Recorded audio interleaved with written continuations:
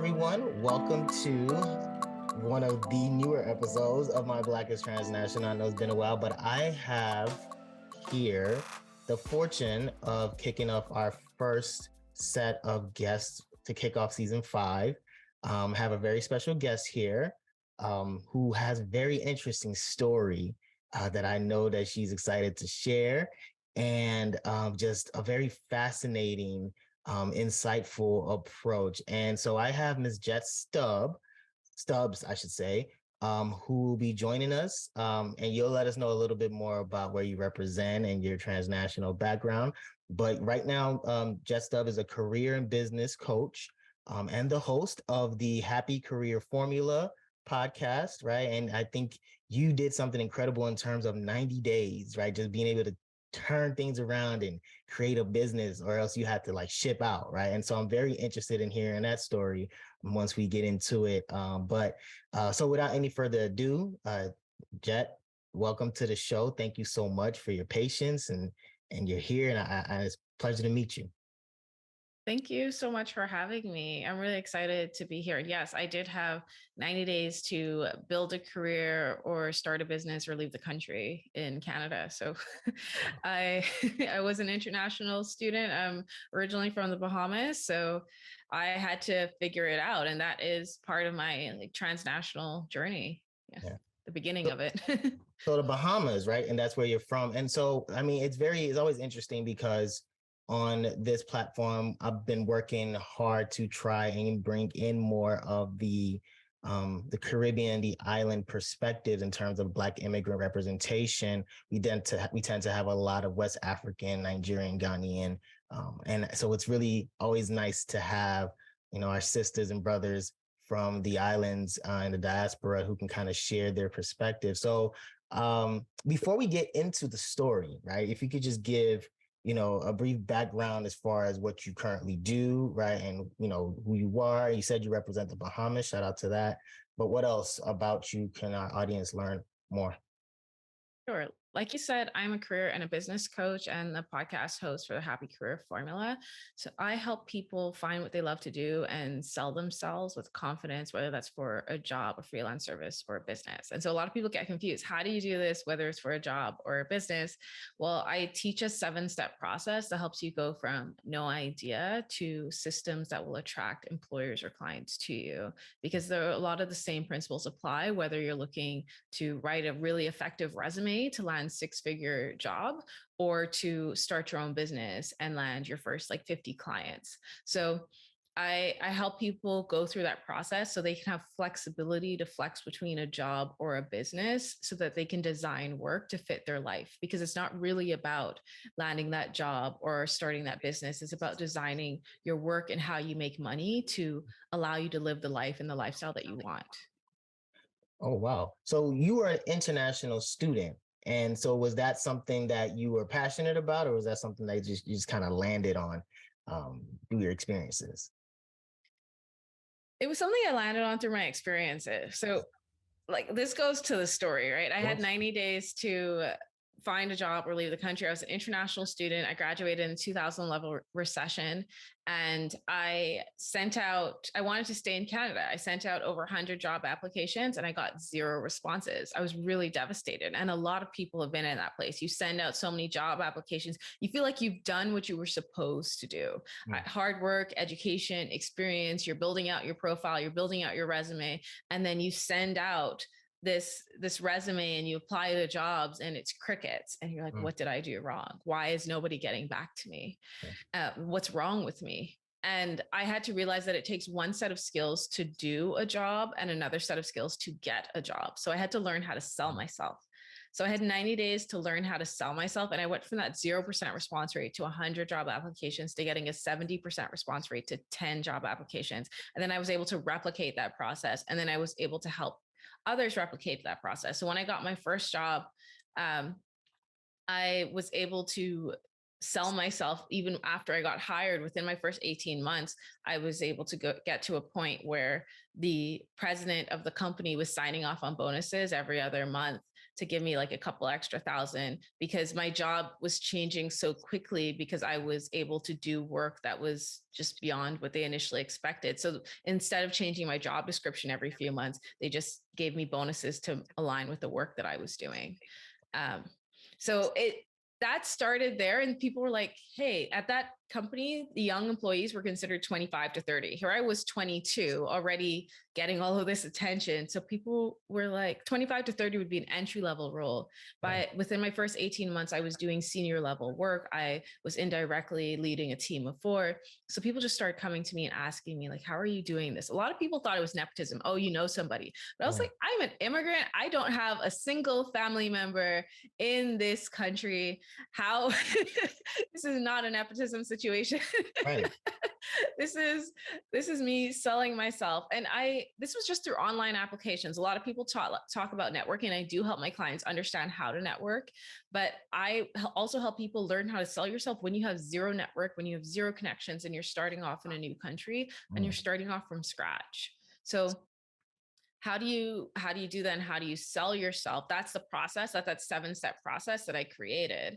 But then along the way, I started to experience obstacles. And when I call it obstacles, my friends laugh because they were really major. My mom was stabbed 17 times in a robbery and thankfully lived. Wow. My first supervisor was racist. She used to make a buzzer noise every time I said something that sounded like I was from a foreign country. And I was from a foreign country.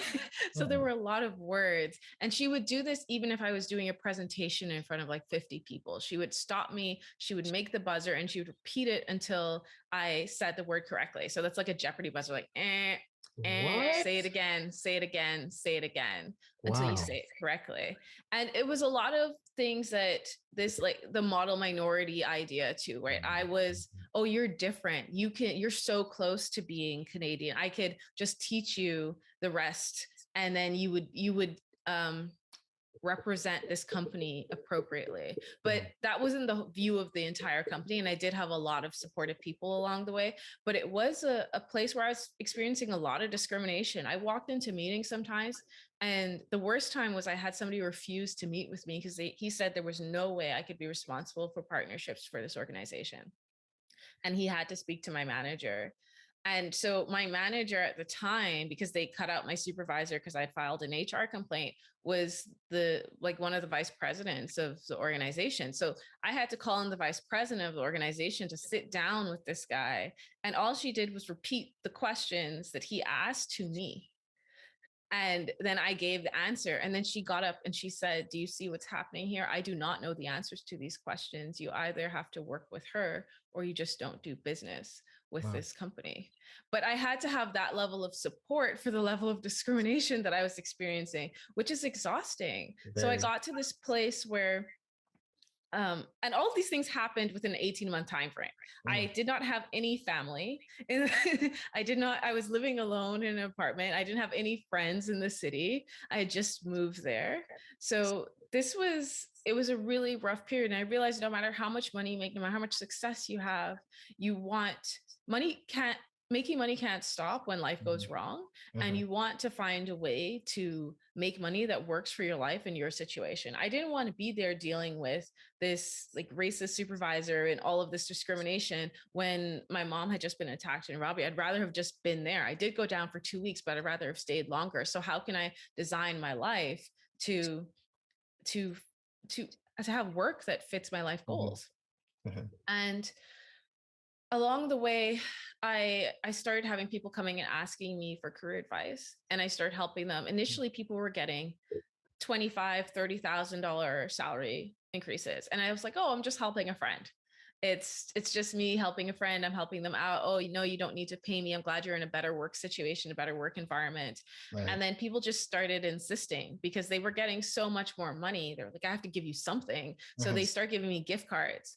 And then one day I wanted to go and buy food and like from Uber Eats, just order in some Uber Eats. And I was like, I have this gift card to Home Depot because I really like Home Depot, but I don't have, but I'm paying for cash for my Uber Eats. What? Like, you can't eat a nail? Like, what are you doing? So like, why didn't I accept gosh. And I really had to think about my relationship with money and why I was telling people they didn't need to pay me anything, even though I was helping them make more money. And even though I wanted to do something different that aligned with who I was. Right. So initially I was burnt out. Like I was beyond burnt out at this point. And I just left and I stayed within the same organization, but I moved to like a different department, different location, different site. I found a supervisor who was honestly like an older white Canadian guy, but he had been to the Caribbean. He knew the culture. He was very welcoming and he created an awesome working environment for me. But I got really bored really quickly in this company. Like it was just a job where I knew it too well. And they put me on this leadership track position where, you know, they rotate you through the organization. They give you mentors. It's hard to get into. It's to create the future leaders of the organization. And when I got there, I was like, this is not where I need to be. Even these leadership roles seem super dull. Like it just didn't seem engaging. And you don't sound, even describing it, you don't sound fulfilled. Like like even describing it, it's just like, seems underwhelming. It was very underwhelming and it was an amazing opportunity. Like it was competitive.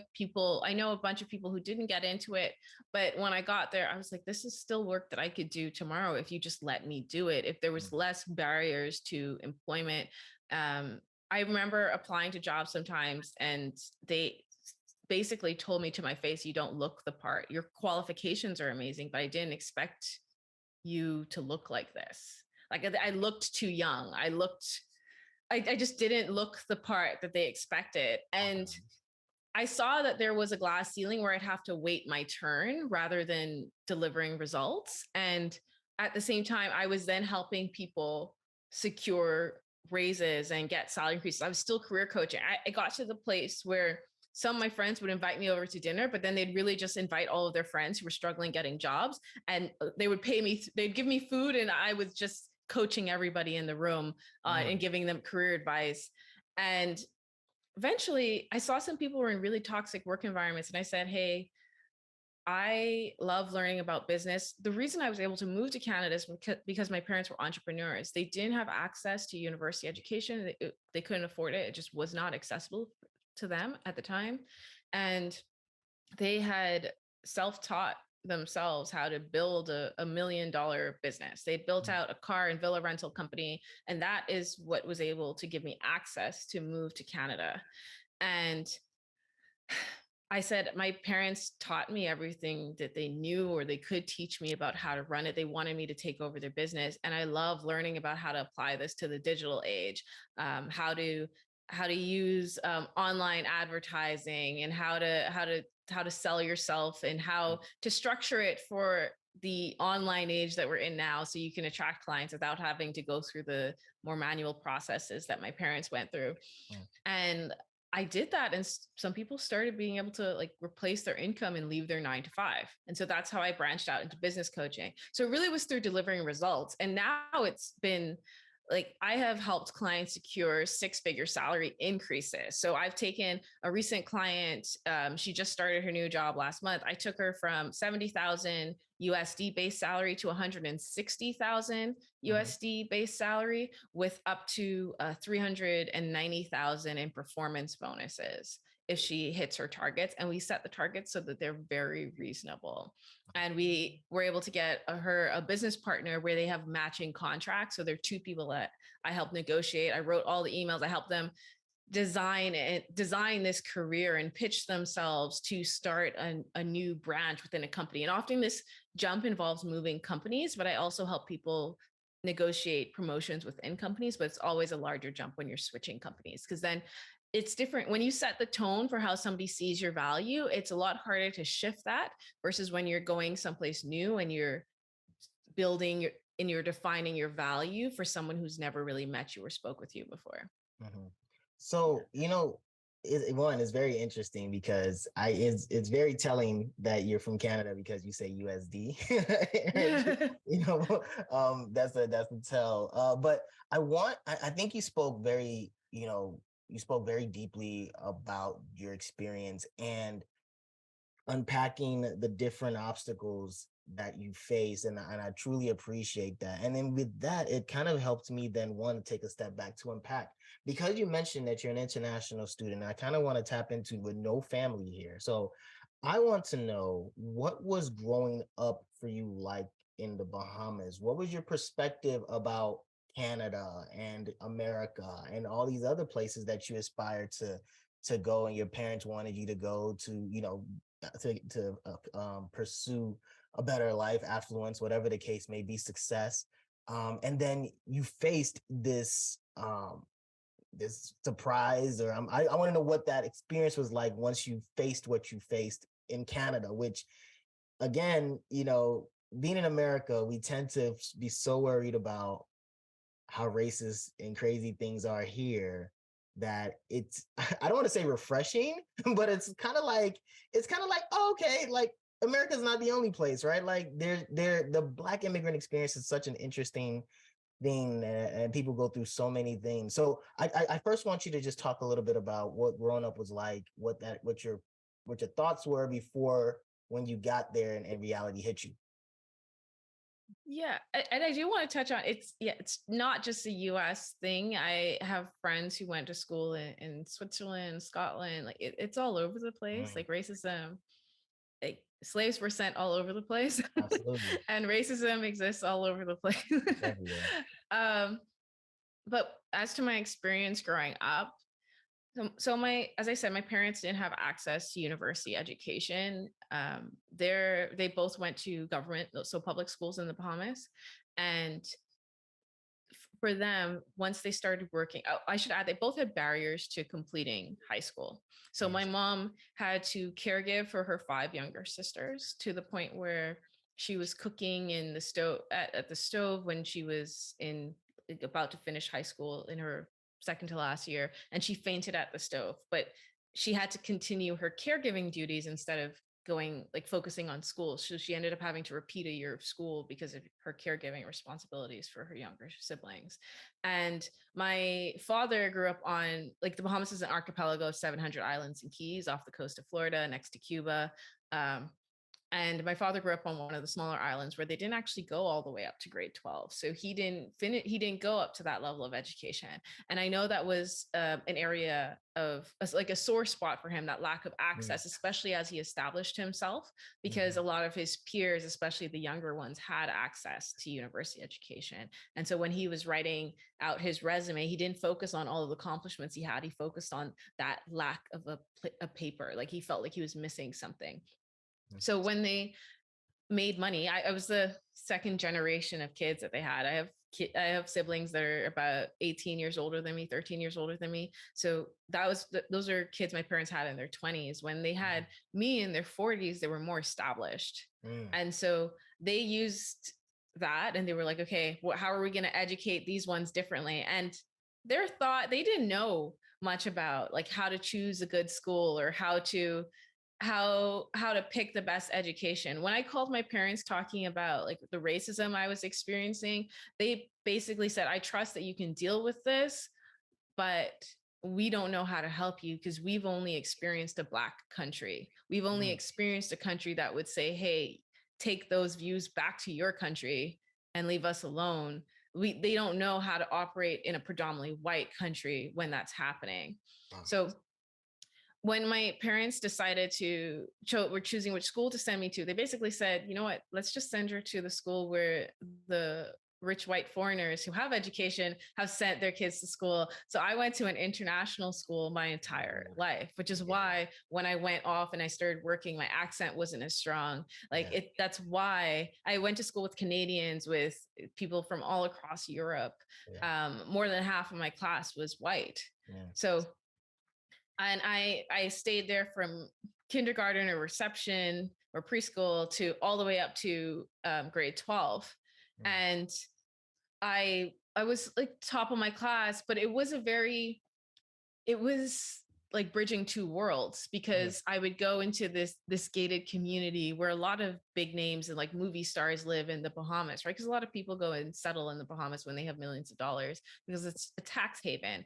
And mhm, then they use that as a way, they create a bubble, and they don't give back to the local community often, right? They separate themselves. It's like, oh, the locals are, there's this almost an idea that's not always as extreme, but the locals are dangerous. You don't go into certain neighborhoods, you avoid certain things, and you stay within your white bubble. Right. And it becomes financially difficult for locals to access that bubble as more and more wealth comes and focuses on those neighborhoods. So the western tip of Nassau, the island that I'm from, is very much like that.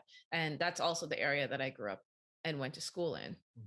But it's not the area that I lived, because my parents were very adamant of staying outside of gates. They never lived behind gates. They were one of the first ones to buy into predominantly white communities. So my parents were one of the first Black people to own housing in predominantly white, like millionaire neighborhoods. So that it also paved the way, because it gave access. Like there was a very much this idea of, you have to give back to your community. You have to know where your privilege, where your privilege is coming from. But it was bridging worlds, because at the same time, sometimes, like one of the earlier guys I dated, he was a Haitian Bahamian, is a Haitian Bahamian. And where he was growing up, we had to have real conversations about money, because he used to pay, his dad used to pay $50 a month to rent a piece of land, which was essentially like an illegal home. He didn't have running water most of that time. He was living in that home. He didn't have electricity. But for me, $50 at the time was money to go out and spend on a weekend. So when we started dating, there were a lot of conversations that we had, because I was bridging like multiple socioeconomic classes. Exactly. Yeah. And it's on a small island where you can interact with the Nassau is 250, 300,000 people now. When I was growing up, it was even smaller than that. When my parents were growing up, it was much smaller than that. You're talking about 100,000 or less. And it's very interconnected. The families are big. So you will speak with and interact with somebody who's super wealthy on one side of your family, and someone who's like struggling with poverty, but has a network of people, ideally, because they do have wealthier family members who help to supplement their income. And there is that idea of that Black tax. As you get up, as you grow, as you are able to make more money, you then have to pass that on and help people. But the more you stretch your money to help people, the less money that you have to accumulate wealth. And it's this idea that, okay, now you've made it, now you must take care of me, because people cannot see their own path to taking care of themselves. They don't know where those opportunities lie. And one of the things that happened for me, because my parents were wealthy, it often attracted like robberies and theft. So when I was younger, we were robbed like multiple times before my parents separated, like maybe about 20 times. So I was held at gunpoint for the first time when I was 8 years old. This is not the normal story in the Bahamas, by the way. I shouldn't, because people often think, oh, they hear one story and it's like every single person's story is like this. This is not the normal story. But you were held, you were talking about being held at gunpoint at the age of 8. Yes. And you said then you were saying that it's not something that it's the common thing, and not to scare people off. That's kind of where you left off at. Yes. So when the first time that this happened, where I was held at gunpoint, there were 2 guys who came to rob my parents, and I was outside playing, and my parents had left the door open so that I could come inside, like come in and out.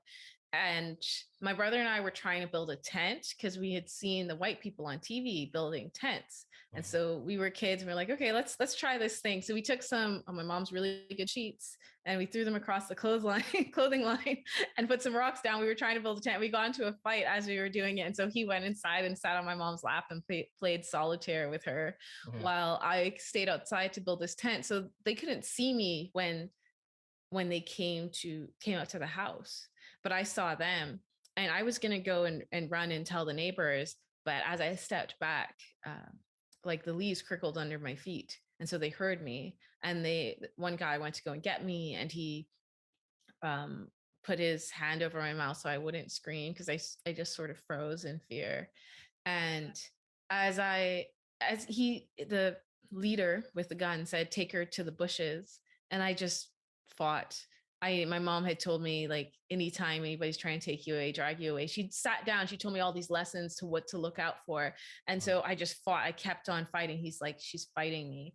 And then they said, okay, just take her inside. So they took me inside, and he was covering my mouth, but he'd accidentally covered my nose because his hand was so big compared to my face. And he was suffocating me. And my parents and my younger brother were in this room. It was like the office space where, because they ran the business from home. And they were like, okay, we're going to hold you at gunpoint. They said, don't worry, we're not going to hurt you. Just told my dad, come put your hands up in the air and take me to the safe. There was this idea that there was all this money sitting in the safe, but it was just old papers. So they watch a lot of movies. He's holding me and he's suffocating me, and I'm trying to kick and get my mom to see that I can't breathe. And she says, then she finally sees me and she recognizes, because she's in panic mode. And she's like, please give me my daughter, she can't breathe. And then he looks at me and he moves his hand over my nose and he's like, I'm so sorry, that was not intentional. And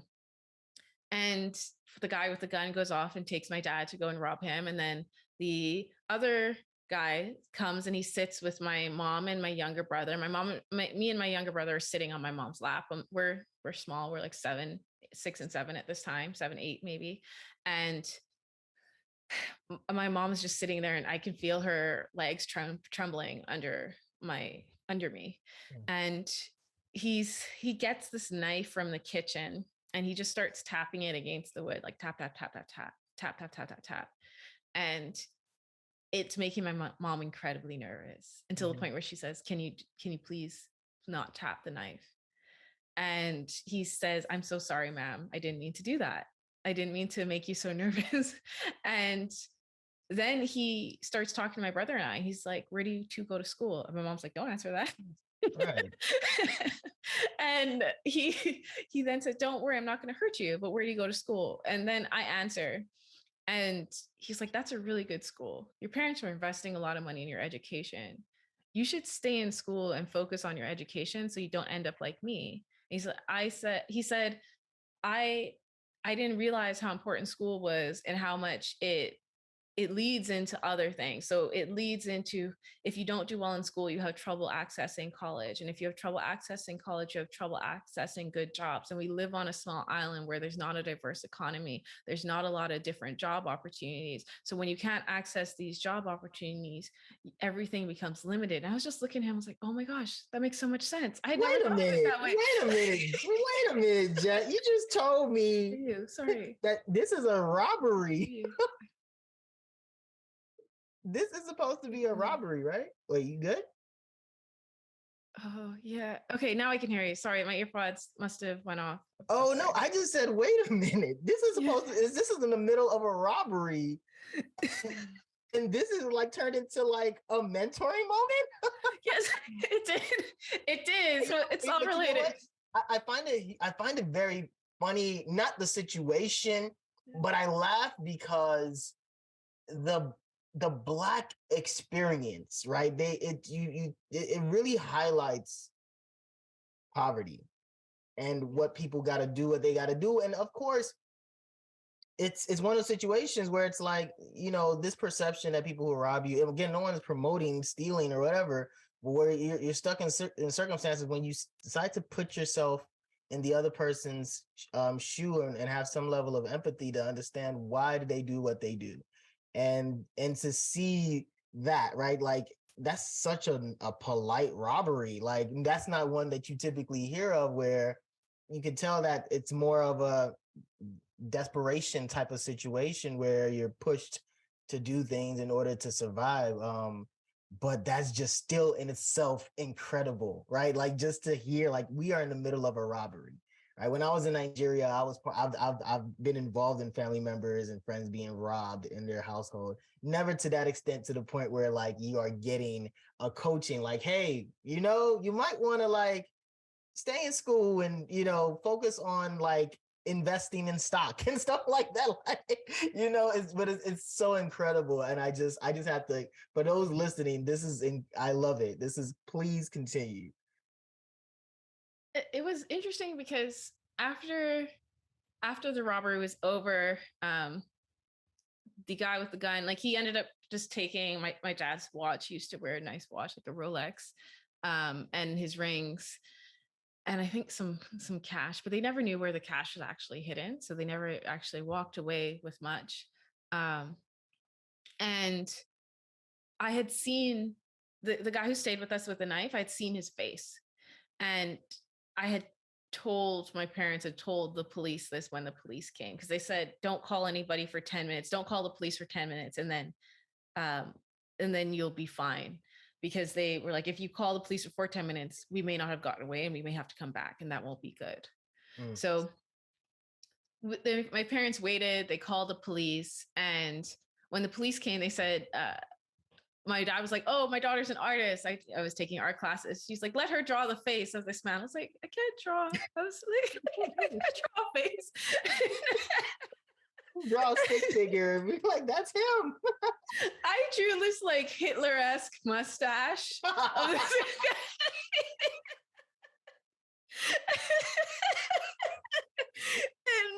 I was like, to me, and my mom asked me questions afterwards, and she said, I don't know if you should draw this guy's face, because they asked me to. Then they found some people, and they took me down to the police station with the two-way mirror, like a few weeks later, to go and identify this person. And I remember on the drive there, my mom was talking to me, and she's like, you can't tell the police that I told you this, because this is obstruction of justice, but I don't think you should identify this person. And I was like, I agree. He was super nice. And my mom was saying it for totally different reasons. She was like,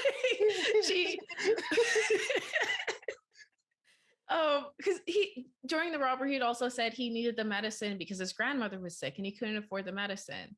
And I said, well, we have more money, so why shouldn't he, he should have the medicine for his grandmother. And my mom was saying it because she had been involved in a bank robbery. She was a teller while the bank was being robbed, and she identified the face of the robber in court. And as he was going away, he said, when I get out of jail, I will kill you. And my mom said, unfortunately, but thankfully for me, he died in prison. But you are so young. Even if he gets 10 years, you will still be a teenager when he gets out. Like, what if he says the same thing to you? I don't want you to have that over your head. Like, don't identify this guy. And my brother was like, no, you should identify him. And my brother was, of course, like 7 years old, so I wasn't listening to him. But I didn't want to do it because I thought this person was trying to figure out how to make life work. And my parents were really big. Like my dad, when he had dementia a few years ago and he passed away, before that happened, my brother said he was sitting down for lunch with my dad and somebody came up and recognized him and tried to speak with him. And my brother said, oh, he can't really have a conversation right now. He's just not mentally there. And he sat down and told my brother a story of when he was trying to steal from my father. And my father said, no, instead of stealing, let me teach you how to make money. And he taught him how to make money and then paid for a portion of his education so he could go off to school. And we had no idea that this happened, but like at my father's funeral, a lot of these stories came out where he had told people who were trying to steal from him, let me teach you how to fish so you don't have to steal, or you don't have to, you know that there are pathways and opportunities and options for you. And he was in the theater, and he used the theater as a way to fundraise to help people go off to school and things that he had never had access to. He didn't ever get the chance to go off to school. He liked to read. My parents were big on educating themselves, but they never had a lot of access to that formal education. And they learned a lot by watching and by doing, but they created pathways for other people to access the things that they wish they never had access to. So this idea that I should send this guy to jail was very, very hard for me to process. And so I just said, no, I didn't see him. First I said nope, and they were like, we need like yes or no. And I said, yeah. I said, no, I don't see him behind the window. And for me, that was a big moment to think about, how I see education, how I see access to opportunity. And then when I started really reading about post-colonialism and how slavery impacts the way the world is working, especially in predominantly Black countries, like in the Caribbean, slavery plantations were typically like twice the size of the ones that they were in the US. They were large. People weren't surviving, and they kept on bringing in more and more slaves to fill the population instead of through birth, because people just weren't living through it. And to have that history where you have a country that is, in a lot of the Caribbean, like 80 to 90% of the population was being run by 5%. You have a history where there's such a deeply ingrained, oh, the foreigner is better. I've had so many cousins who went off to school, who got the foreign education to come back to school, and they were offered $50,000-$30,000 more until they realized they were originally locals, and then that salary got cut. Wow. Yeah. They cut it? They cut the salary. They said, you're a local, you don't need it. We don't have taxes. We don't have income tax in the Bahamas. We have sales tax. If you earn that money, they just said no, because if you're from here, you don't need that. Because you have to submit your like passports and your documents. They're like, oh, well, we offered you this as a foreigner. Now that you're a local, you don't need that money. There's this deeply internalized idea that the foreigner is better. The foreigner is going to work at a different standard. The foreigner earns more money. The foreigner is moving. It doesn't matter that you've lived away now to get your education for over 10 years, and now you're coming back. It's this idea that the foreigner is better. You know, I that resonates with me, because it just shows again how parallel a lot of our lives and experiences are in these, formerly colonized countries, because that idea of the foreigner is better is not an old concept. Unfortunately, it's something that we experience even to this day. Sometimes even our parents tend to be proponents of that in regards to speaking their language and going to their international schools, right? And it's all with the intention of, wanting better for their kids and all that. But it's also that idea that what comes from outside is much more better. Who comes from outside brings better things than what we do. It's very common. It was very a common thing in Nigeria, which I think is slowly changing, but it's changing a lot more in Ghana now. But in like other people from different countries that I've talked to on this podcast have shared very similar insight in terms of just how they perceive foreigners, specifically white, white people. And I just find that to be completely fascinating, yet also very saddening.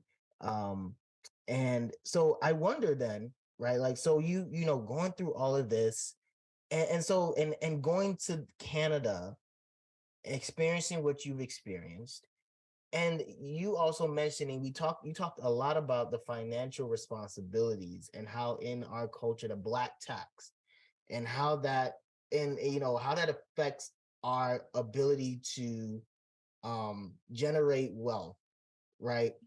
Generational wealth, right? And because the money is supposed to be going downstream, but unfortunately it tends to go upstream, because you're now having to pay back your family members, aunties, uncles, grandparents, who need the care. Therefore, you don't have the ability to be able to set or invest in things and acquire assets and all the things that you see other people doing, the better foreigners doing, right? It's almost very contradictory, because they believe that that what the foreigners are better, but then when you try to do what the foreigners are doing, we also block ourselves from being able to accomplish those things. So it's like it's fine. It's very frustrating, and it is very, I won't say hypocritical, but it's just contradictory in how we tend to deal with these things in the diaspora and the Black immigrant experience. Absolutely. And it can be, there are limits that we then set on ourselves about what we are capable of and what we can do. So I think one of the biggest lessons I've learned growing up is because my parents had achieved a certain level of wealth, I knew that it was possible. Whereas when I work with people sometimes, or when I would try and coach people, especially when I was working with people of color, like Black people, especially if they were born and raised in predominantly white spaces like the US and Canada, there is this inherent belief that they cannot hit certain ceilings. They cannot go and surpass. I remember speaking to somebody, and like for me, it was mind blowing. She's like, nobody in my family makes more than $30 an hour. Nobody. And she's like, I don't know, like $30 an hour sounds amazing to me. And to me, that was what I was making by my first job. Like so that was the starting point, and then you go up from there. But it's a mindset shift when I'm trying to tell a client, hey, right now, I remember I was working with this client, he was making about 40,000. And I said, you could sell these skills that you have right now that you've built through this job, and I can get you into a job that makes 120 to 140,000 if we pitch you correctly, because it starts from the foundation of going to the right industry where you will be valued, applying to the right job at the right level. Because sometimes, like a job title, for example, I do career coaching and business coaching. As a career coach, when I've looked at contracts or like received offers, I've received anything from an offer from 30,000 Canadian to 300,000 USD. And the job title is still career coach. So it's all about the industry and who you're serving and how you're serving them. A lot of the skills I'd be using are the same. It's just where am I choosing to work and who am I choosing to serve? So I told him you can jump from 40,000 Canadian to 120,000. And he got the job, he got the interview. And then there was just pure panic. It's like, I don't deserve this. Who am I to do this? Wow. This isn't realistic for me. And that barrier can be so hard to break because it's an internalized belief of self-worth. And when you're looking at people who historically, generations before you, were told their labor is worth nothing, and it is in the ownership of somebody else, it makes sense why generations later, people who are struggling to see their worth and their value and see themselves as capable of making beyond X amount. And you have to look at that intergenerational trauma when you look at your relationship with money, because money is a way to create safety. And you have a community that's struggling with creating safety because that was ripped away from them, and they don't know how to create it for themselves. So many times when I'm speaking to like my younger family members, the questions that they ask around their late teens, early 20s is, what does healthy look like? Because if you don't even know if you don't even know what it looks like, how do you go about creating it? You know what feels wrong, you know what you're struggling with, but then how do you go about creating something that feels healthier, that feels more holistic? How do you go about designing this career that you'll absolutely love when you know the people around you are struggling financially and you haven't seen a relationship with money or that exchange of wealth that works? And also, how do you do it when you're trying to do that within community? So many people are like, I want to serve and help Black communities. But when we are taught all of these internalized beliefs that come from colonization, that come from slavery, that are built to tear us down, then we apply those things even subconsciously to tear each other down. And we are saying, okay, well, come on, help me out. Give me this discount. Even though, like, I'll have people, I just had somebody last week that wanted to work with me. And he was a Black person. And I said, okay, you work with me, pay me X amount. I guarantee a 5-time return on your investment, or I will give you a refund until you get that 5-time return on your investment on your salary increase. This was for an executive level role. But I said, most of my clients get that minimum 5-time return on investment. You'll probably get much more, and you can walk away with that money. And he was trying to negotiate a discount. And I'm like, you are trying to negotiate a discount when I am guaranteeing you a return on your Your money investment. back. So you Yeah. want me to not get paid while you go and walk away and make more money. Yeah. And you will make this money every year once you take this new job. And you don't And want me to more. make 20%, five times an investment in me. I'll make 20% of the salary increase. And that's a minimum. You may make way more than that. So I may take a much smaller percentage of that. And you are refusing to pay that to me. You want to negotiate me down, negotiate my value down when I'm guaranteeing you a return on your investment. And I just said, no, I don't want to work with you. Yeah. So what do you find, and what do you find more challenging, or which group of clients do you find more, I'm not going to say difficult, but more challenging based off what you described? Do you find are, blacks that are raised or born in predominantly white countries like the US and Canada, or do you find are immigrants, newly immigrant, who kind of relate to you and I? Do you find them more difficult to work? I shouldn't say more challenging to work with based off what was described. So that's interesting. I had to think a lot about that as I was choosing my niche. So a lot of it is there's a lot at play. So I do have white clients, but they'll typically be people who are looking for international work. The typical like white male wouldn't think that they need to learn from me just based on how I look. Yeah. The immigrant who is trying to excel and hit their six-figure targets is often my best client. People who are trying to do international or remote work or travel because they already have a mindset that says I am capable of achieving more than I'm doing right now. And that is the hardest mindset to break. So when I first started coaching, I had a bleeding heart and I saw so many people and I saw their potentials. Like, you could be doing so much more. You could be making so much more. And I had spent so much time coaching those people that it was such an energy drain because the main coaching was around their blockages, around their own self-worth, rather than how to do the thing or how to learn how to do the thing. And the shift I had to make was helping people see how they can earn more and do more. But if they have that internal belief and they're already striving for that within themselves, those are my ideal clients. So immigrants tend to have that because they are already branching out and exploring a new country. The difference is like what stage, like I should say immigrants who have had access to education tend to have that. Some who do not also who have not had access to education also have that drive, but the difference is really the drive. It's just like statistically more likely to be there and people who've had access to education because they've just been exposed to more versus if you haven't, depending if you've stepped outside of your circles or stepped outside of the family unit you grew up in, how much you've stepped outside of that community, you may not know what's available to you or what options are there.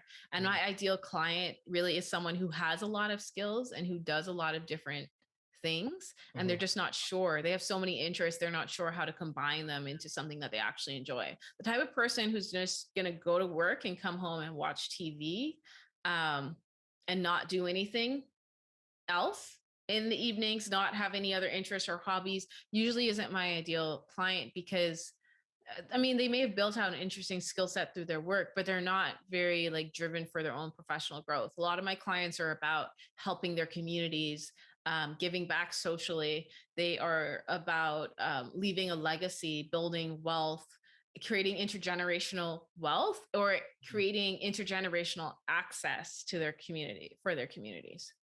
Wow. Okay. That is, that's interesting because you didn't really mention like African Americans or like even like Black Canadian Americans who are like second gen born there. It seems like most of your clients are immigrants. They're immigrants or they're looking to immigrate or move around or do something more international or remote. I do have the second gen Canadian and US, and they are usually coming to me for career coaching because they have deeply ingrained this idea of job stability and thriving in corporate America. Okay. So you primarily work with like people who are interested in like across Sorry, you froze for a second. You said I primarily work with people who are interested in. corporate America, or do you work across various industries? So I work across 40 different industries so far. It's more about, like I said, the type of person who's trying to design work to fit their life and who's looking to make six figures. You want to either get into that six-figure job market. So some of my clients right now, most of the clients I'm working with on the career coaching side, their starting salary is anywhere between 70 to about 250,000 before we start working together. And then it's similar for the business coaching side. Sometimes I'll have clients who are making a little bit less than that on the business coaching side because they're really excited about the idea of replacing their income through their business, and that happens even faster when you're making less money, right? I mean, when the threshold is lower, it's easier to hit that threshold faster. Exactly. And what I found with second generation Canadians and Americans is there are a lot of those deeply internalized beliefs about how much money they can make and what is safety, this idea of job security. And that's one of the things that I really help to break down. And it's been validated with the pandemic and with all the layoffs that people are seeing. This idea of a job being secure that's not how it works. The job isn't secure. You create your own job security by knowing the value that you're delivering and understanding how like this capitalist society that we live in works. So you have to know, how do I use my skills in the way that matches market demand, so I can ask for the most money that I can based on my current skills? How can I increase my skills so I can ask for more money in the future? And so I'm not just getting a degree for the sake of getting a degree because I think it will help me in that piece of paper. So many of my clients, like I've had so many people say, no, I'm not ready to work with you right now. Go and get like anywhere from a $3,000 to like $100,000 MBA, like a $3,000 like certificate to a $100,000 MBA, and then still have trouble getting their next job. Wow. Because it's not about the MBA. It's not about their certificate. It's about how are you selling yourself? And you can get so much further when you learn how to sell yourself with the skills and education that you already have, so that you can access opportunities and create the lifestyle that you want. And then you can actually focus your time on getting the education and, more importantly, the knowledge, because it's not so much about the education. When you're in the real world, people care about the knowledge and what you can deliver and the results that you can deliver to them. So the way I've built out my business isn't by getting a bunch of coaching certifications. It's by helping clients get results and then using those results and showing them to other people and saying, hey, this is how I help somebody who's just like you. Let's see how we can work together so I can help you. And I'm very practical. Okay, let's build this out. Let's take you. Okay, you have no idea what you want to do. Let's look at the lifestyle that you want to live, map that out, look at your skills, tie that to market demands, and make sure that the way that we are setting up your work or designing your job has the flexibility and the money and the time so that you can live the life that you want and create something that you may not think is possible. I was working with an American client. She started working with me about 2 years ago. And she's just done 2 coaching contracts, one to find what you love to do, where I helped her. She'd just been laid off during the pandemic. And she was laid off in August. We started working together in October. And by February, she was exceeding the income that she was making from her job through freelance work that was fully remote. So it allowed her to travel to the UK to be with her partner.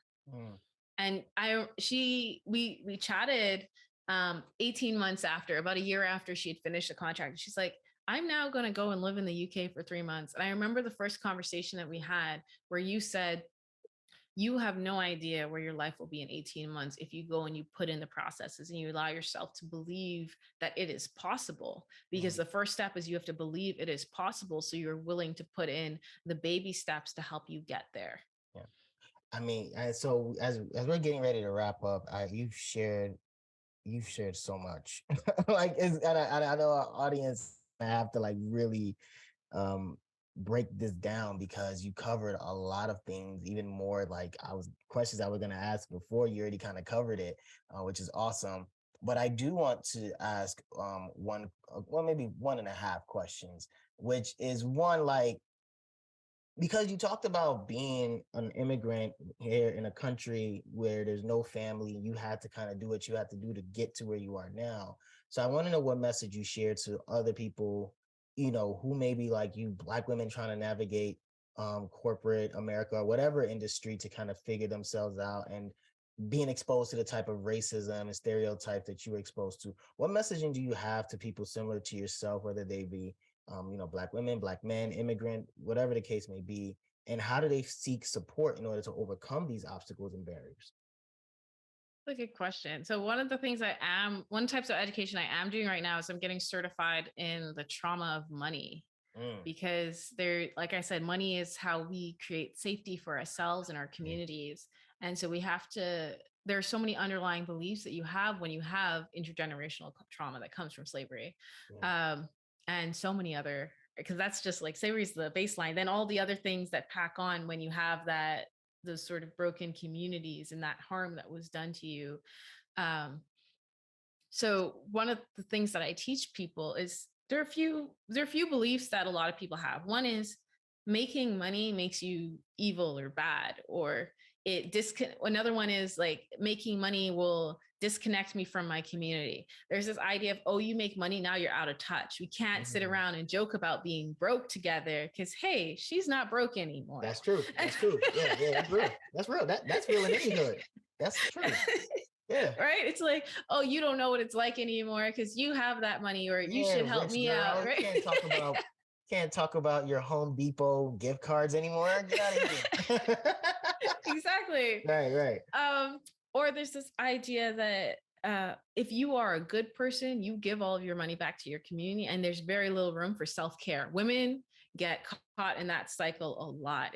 I must give to my children, I must give to my cousin, I must help the mother down the road who I know is in the same situation I am. I'm not saying that you should do those things.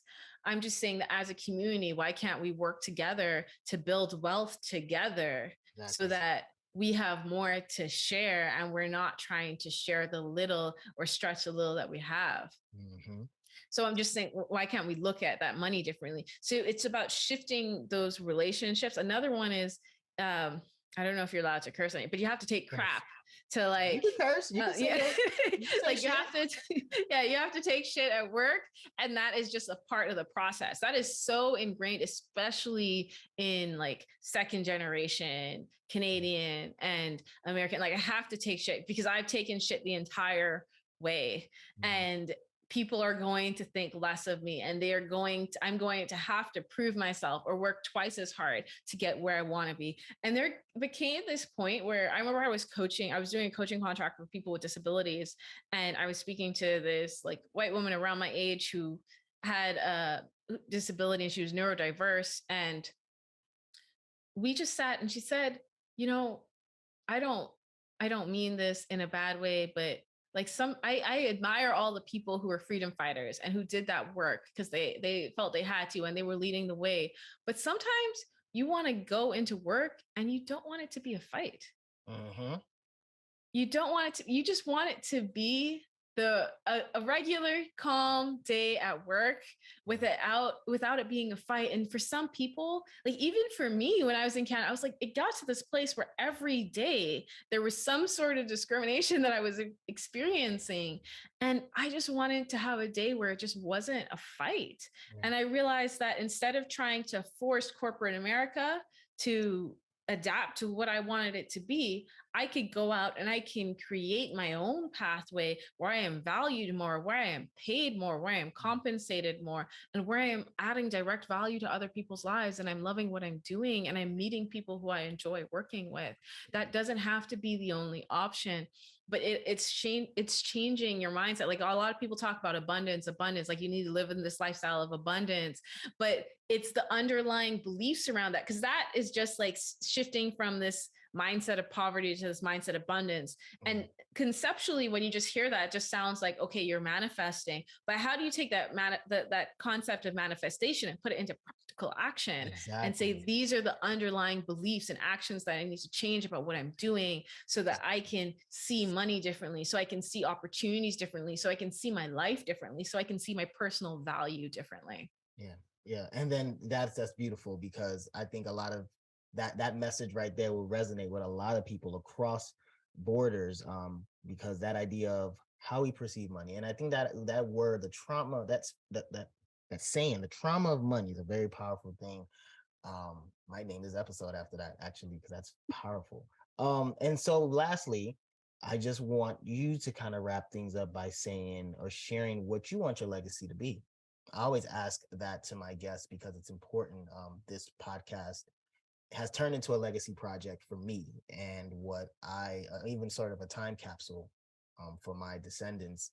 And so I always think about that, maybe something for you to share, and maybe your descendants may hear it later on, is what did you want your legacy to be when it's all said and done? It's been pretty consistent for me for the last 10 years. I haven't thought about putting into one sentence though. So this is a good exercise. It's about creating access for people who've experienced historical oppression so that they can create wealth, and I see wealth as both financial wealth, but healthy relationships. Mm. And in the future, I would like that to lead to reconstructing how we think about the economy and how we think about how we structure like money, like the way we value that piece of paper. Instead of making that the king, let's make a structure that is going to benefit the greater community, that's more accessible. Like if you start reading about economics, you'll see how that money is getting filtered into the 1%. Let's build out a system where money gets distributed effectively by creating social enterprises where we create businesses that give back. Let's think about how we give back to our communities differently, but it starts with giving the people who are experiencing that historical oppression access to wealth and understanding of how to create healthy relationships. Yeah, yeah. And I think that's well said. And again, it kind of just resonates with what, and I think the poetic thing about what you described is that it kind of seems similar to what your dad, rest his soul, was kind of doing underground. Well, I shouldn't say underground, but behind the scenes, right? Like really trying to create that um that social enterprise and give back and help other people collectively learn how to fish so that we can kind of all share the wealth, right? And not just steal from one another, because that's the system, and that's the environment and that we've been born into. That's the world we've been born into, where it's kind of um you know for kill or be killed, eat or don't eat type of thing. So I'd like to just again, Jette, thank you so much for taking the time to just share your story, to share your insight, to share your knowledge with what you do. And how can people reach you and stay in touch, or just be able to, sign up and be coached by you? Yeah. So if you listen to podcasts, I have Happy Career Formula with Jette Stubbs. You can find that wherever podcasts are available. And if you want to learn more about what I do or see where you are in the 7 steps to design work to fit your life and create that professional growth for yourself, whether that's a job or freelance service or a business, you can take a quiz that's available on my website, jettestubbs.com. So JetteStubbs.com. And you can take that quiz and it will tell you where you are and what your next step could be to create professional growth for yourself where you have more access. All right. Thank you so much again, Jette, for jumping on the show. Again, here at My Black is Transnational, whatever we can do to support you and your business, your podcast, please let us know. We want to see you win. And again, we'd love to have you on sometime in the near future to just continue to talk about and update us of what else you're doing and how you're impacting our transnational communities.